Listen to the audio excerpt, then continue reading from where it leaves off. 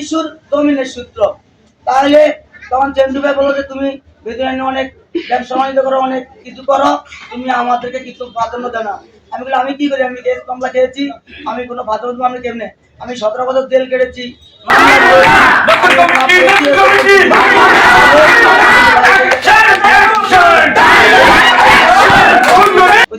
আমি সুখ দিন আমি ছিলাম, সুখ দিনও আমি থাকবো, আপনি এটা রাখবেন। সে আমাকে বললো না, অন্য একটা জায়গায় নিয়ে এসে আমাকে বললো যে না তোমার কমিটি পুরান কমিটি বহল রাখতে হয়, আমাকে 2 লক্ষ টাকা দিতে হবে। আমি বলছি যে 2 লক্ষ টাকা আমি কোথা থেকে দেবো ভাই, আমার কাছে তো কোনো টাকা পয়সা নাই।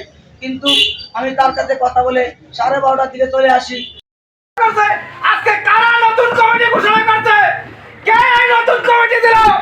আমি আলহাজ গোলাম নবী আলমগীরের কাছে এই কমিটি বাতিল করার জন্য পুনরায় উন্নয়ন নুন নবী লুতুকে পূর্ণাঙ্গ কমিটি ঘোষণা করার জন্য আলহাজ গোলাম নবী আলমগীরের প্রতি আমি সমবেদনা জানাই এবং তার কাছে পুরান কমিটি বাতিল করার জন্য তীব্র জানাই, নতুন কমিটি বাতিল করার জন্য তীব্র জানাই, নুন নবী এবং লুতুকে পুরান কমিটি বহাল রাখার জন্য।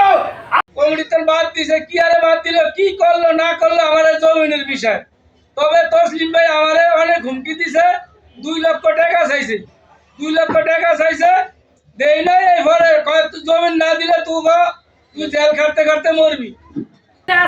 পুরুষ আছি মিটিং দিয়া টাকা দিয়া নিজের ঘাটে টাকা দিয়া লাখ লাখ টাকা দিয়া নিজের শরীর দিয়া জান দিয়া নাচা কাইচা সবকিছু দিয়া চালাই আছে। হ্যাঁ করে কি অনুরোধের তো বাদ করে দেয়, এটা তো আমরা জানতে হইব।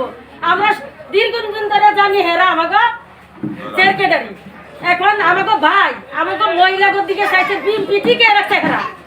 এতদিন আইসে করতো না, আমি লিখালাম মানুষ এসে বিএমপি চল করতো, সেক্রেটারি হইতে বলে আইসে করতো না, আর আমি